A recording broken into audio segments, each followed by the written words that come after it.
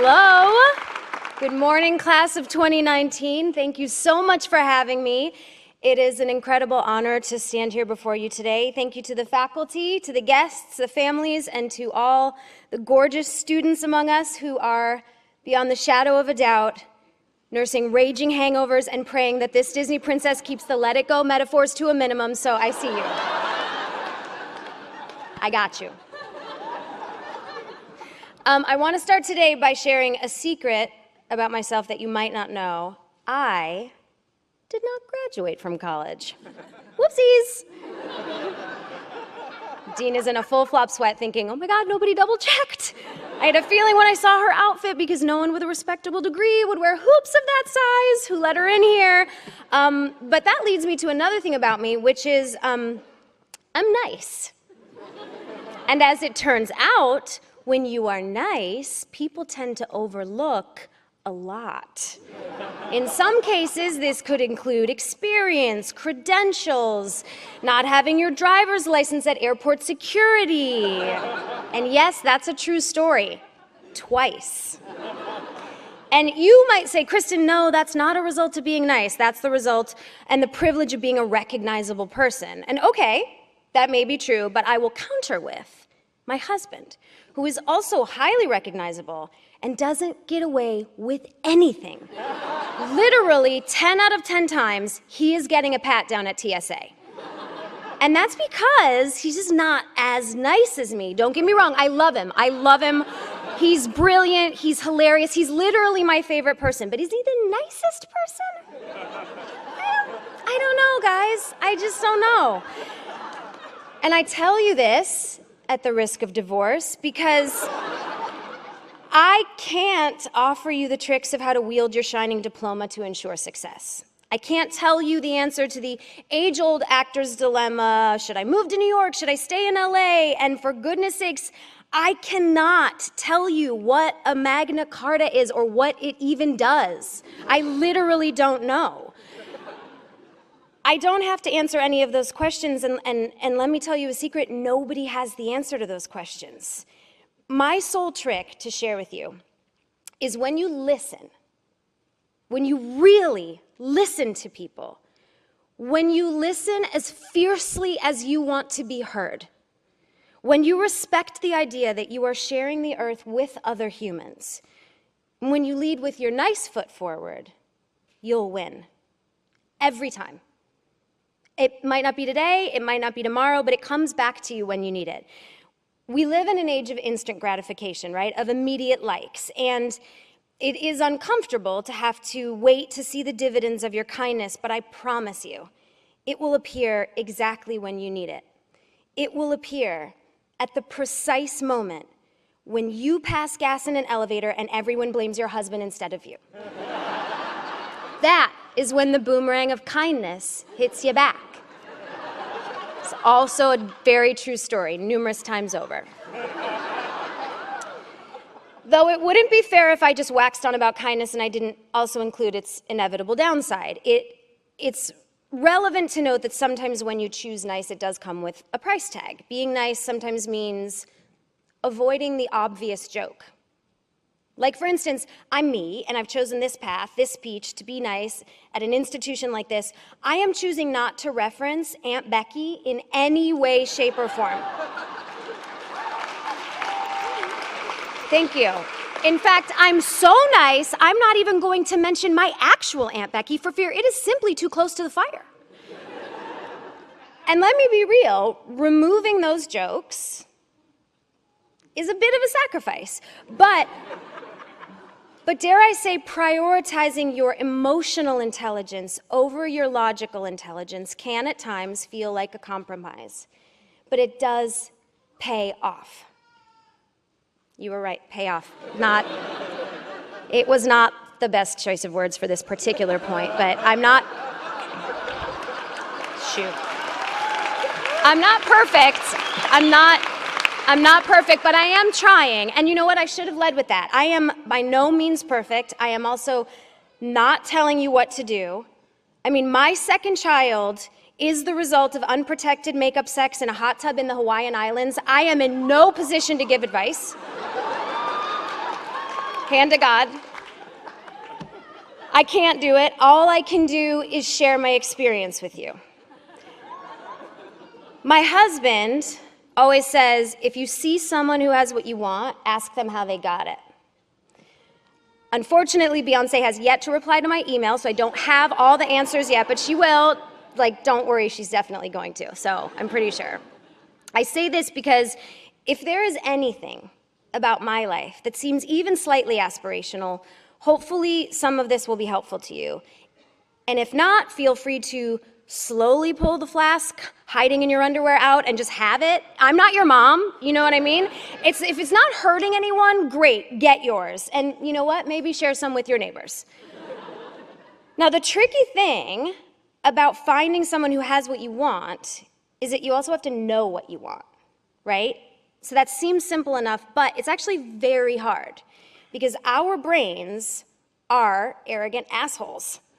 The brain thinks it's running the show, but the heart is secretly pulling the strings. It's very true. Our brains are the King Joffrey of our bodies, and our hearts are the Granny Tyrell, right? Very true. We think we know what we want, but we often have no idea what we need. And because of that, we often approach life with one goal, and we end up finding our real purpose along the way. When I left New York and I came to LA, I had the singular goal of becoming the lead on a TV show. I had gained some experience in New York playing a naive, weed-obsessed sexpot in Reefer Madness. I thought, perfect, I'm ready for Los Angeles. Surely I will be embraced immediately. So I hopped on a plane, I arrived in the land where the streets are soaked in sunshine and self-tanner residue. I had the confidence of an overserved freshman at a frat party. I was like, here I am, and I began the process of auditioning, which it's really just a condensed way to say driving back and forth to Santa Monica in rush hour traffic, but the feedback that I received was that I was always either too young, too old, too cute, too plain, too smart, too ditzy. It was as if Goldilocks were every casting director, and I just couldn't nail it. And eventually I started booking some co-star and guest star roles, but my coveted lead eluded me, and I would go to bed negotiating with the universe. I would say, okay, if I could just book the lead on CIS NCIS ER Miami, I promise I will decrease my carbon footprint by at least 6 in the next calendar year. So clearly, I know absolutely nothing about the measure of carbon. I find it almost as confusing as the concept of the Magna Carta. But then it happened. I was cast on Veronica Mars, which was my first show, and everything I ever wanted was in front of me. I was earning a real paycheck. I was the lead of a TV show. I owed the universe all my carbon. But once we started shooting, something very unexpected happened to me. Well, 2 unexpected things. The first was Ryan Hansen, who played Dick Casablancas. His hair. It was the exact, almost too accurate, too on-point shade of surfer blonde boy. It was like the kind that gives you PTSD from walking along Venice Beach, that you're just like, whoa. It was terrifying, and I loved it. The second was that, despite the recognition of my dream, I wasn't happy, like at all. My arrogant little asshole brain could not comprehend what was happening. I was like, how was this possible? This is what I wanted and what I needed, right? And yet I had it all, and I was lonelier than I had ever been. And it wasn't until the boy with the surfer hair invited me to his birthday party, after hours offset, away from work, that everything changed. He wasn't just inviting me to his birthday party. He was inviting me to his life party, to his community. And I finally felt at home, and I made some of the best friends that I still have to this day. In retrospect, I know it wasn't the role I was looking for. It wasn't a paycheck or a titular character. What I really needed was friendship.